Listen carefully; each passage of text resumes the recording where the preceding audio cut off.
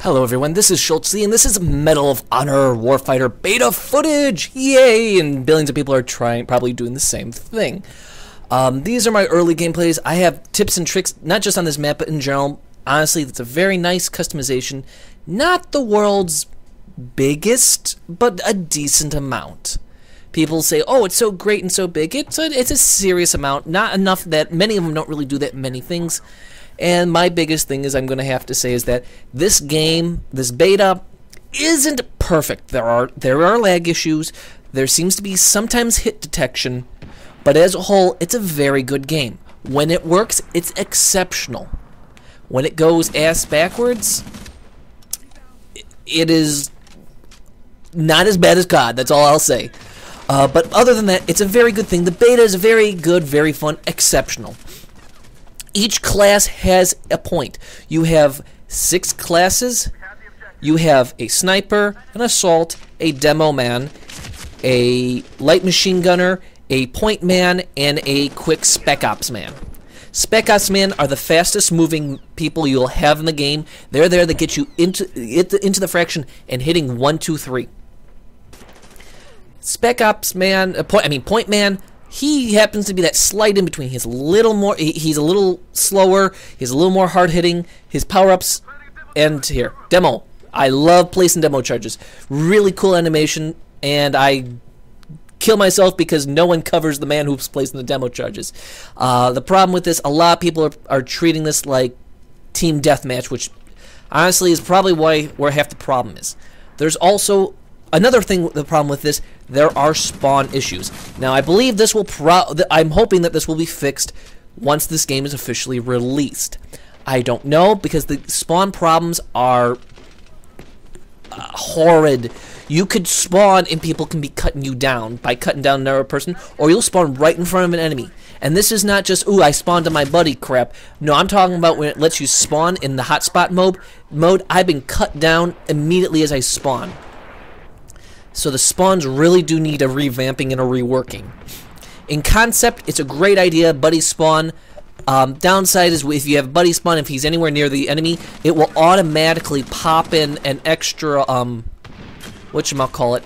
Oh, it'll pop on a couple extra seconds, but if you're if the guy's still in your in the line of sight of the enemy, it'll keep on adding those seconds up. So if you see him in the enemy's territory, bump back to fall back. The problem is with the spawn, which is, it's a great idea, but it doesn't really hold anything solid, is that it will automatically and almost constantly flick back straight. I mean, literally straight to buddy spawn, which is the worst idea. And it will automatically spawn you in if you haven't clicked on anything, which is, I feel, a big no-no. It should let you select it. Flicking you into a game when you're unprepared, even if you just need a split-second cooldown, because it's a couple seconds, not giving you the choice to select it, bad move, wrong move. Yes, I know these are nitpicks. Yes, I know this is kind of a problem that I'm finding the little minute details. But you know what?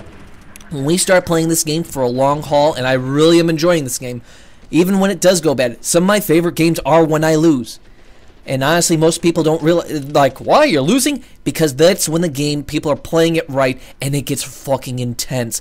It gets so intense that everyone is just tooth and nails, dogging it out, scrapping by. And, I mean, honestly, those matches, the longest they'll last is about 20 minutes. A very nice, long, reasonable set of time. I have to say, with the beta, honestly, I have to say that's the smartest thing what they did with this beta. I don't think they're working out any actual kinks. I just think they're just trying to see the gauge the feeling of the audience. And if this is a actual beta test, I'll be fine with it because there's a lot of potential in this. I mean, honestly, there's sometimes hit registration problems. Sometimes there's sometimes when lag gets out of control. The recoil on the weapons do sometimes seem a little harsh. I had a flick there. I was getting messages from someone left and right. I had to click out of it. Sorry about that, guys. But it was really fun. But the problems are persistent. The accuracy seems to be hit or miss, and honestly, I've bursted. I can't register how many rounds it takes to kill someone, and that kind of drives me nuts because honestly, it looks like I unloaded 15 rounds in a person, then he dropped, so that might be the lag, could be the hit registration problems that I hope they do fix in due time. But honestly, as a whole, those seem to be the only problems. That you got lag, spawn problems, hit registrations, and you may think, oh man, this will cause the game to fail. Honestly, that's only when it runs bad. This thing runs hot and cold, but it runs hot, sweet hot, 10 times better and 10 times longer than it fucks up.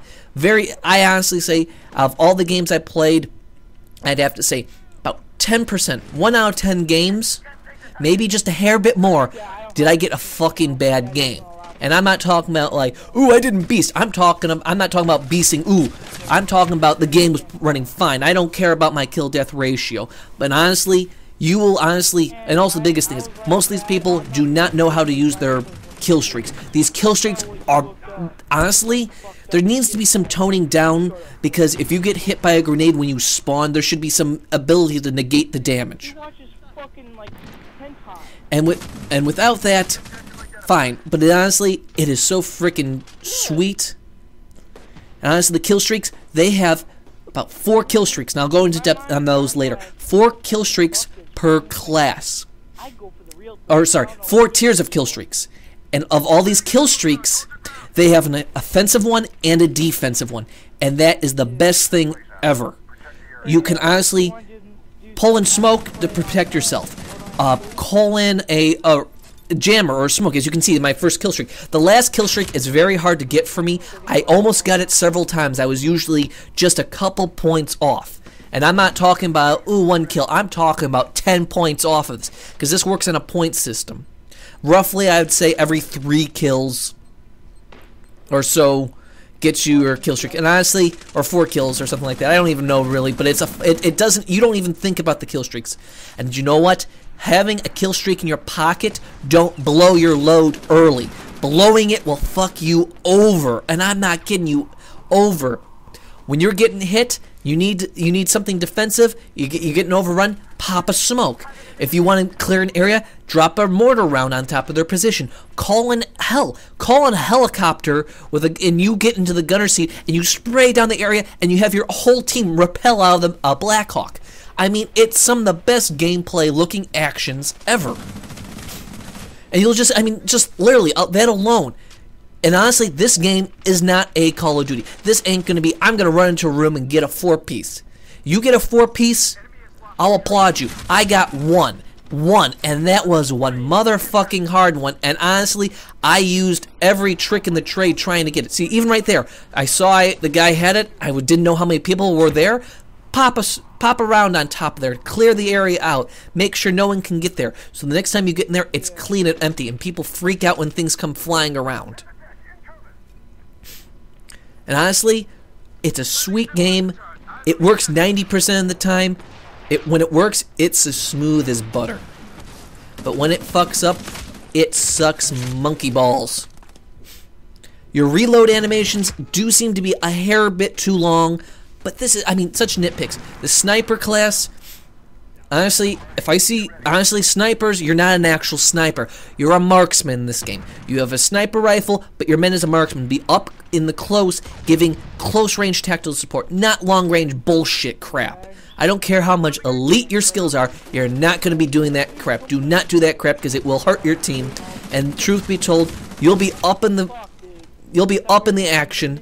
You'll be cursing up a blue streak sometimes, but it doesn't matter. But you're gonna realize that you're gonna be up in the action. Medium long range. Your first kill streak tier is sometimes your most important.